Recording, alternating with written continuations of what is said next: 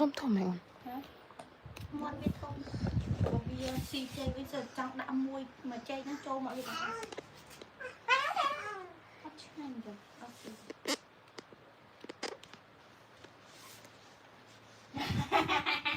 chẳng tới na ơi xì bại gì ấy hia ôn hia thật là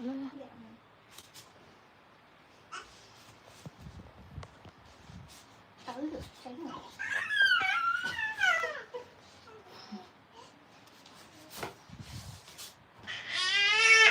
nha mệt đi ăn gì nào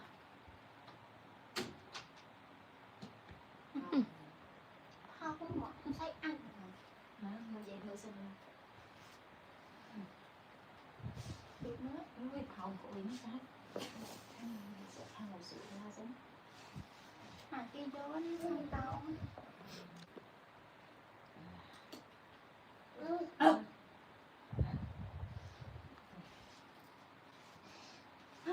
ai tình nói tình nói tình nói tình nói tình nói tình nói tình nói vậy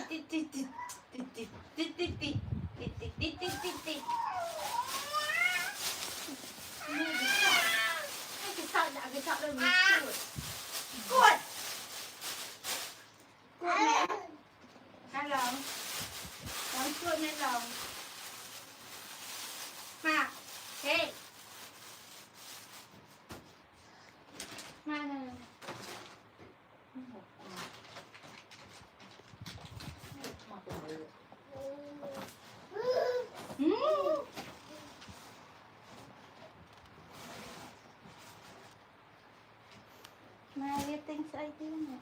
Tại vì cái mà đặt spung tại mình về spung. Sang thật mùi gì. Ta sao có mùi gì á.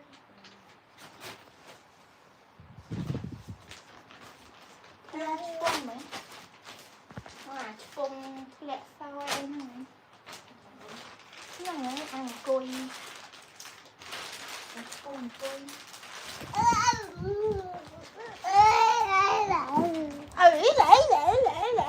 Đau mà hồ bài nè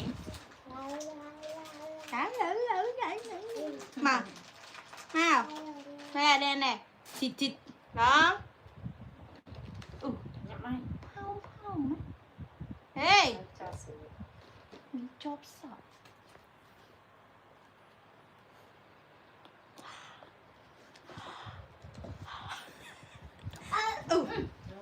lên mình lớn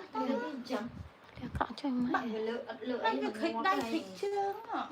mà tụm không mà tụm chứ mình tha cô nó máy chào máy đã nơi lựa ở tất cả thì ăn hạt man tê và hay hạt ban rồi thở mở bên mà mở đá vào đá vào miền đào trong hộp tàu khơi nhá miền đào tam từ nào bọc chùm hiên mui giấy linh một đào trong rột màu thở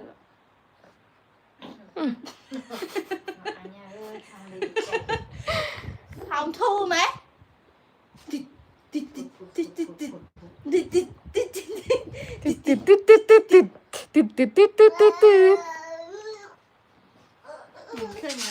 rột mà ấy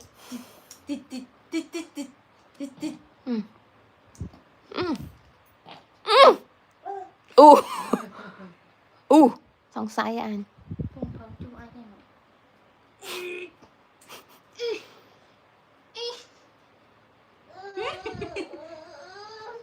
Mau nè phần lòng thì thật này đừng phần chụp này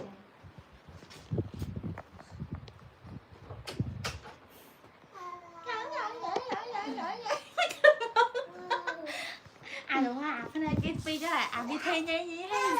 vì thợ bao cái này lan từ lời thế nó baby check up bảo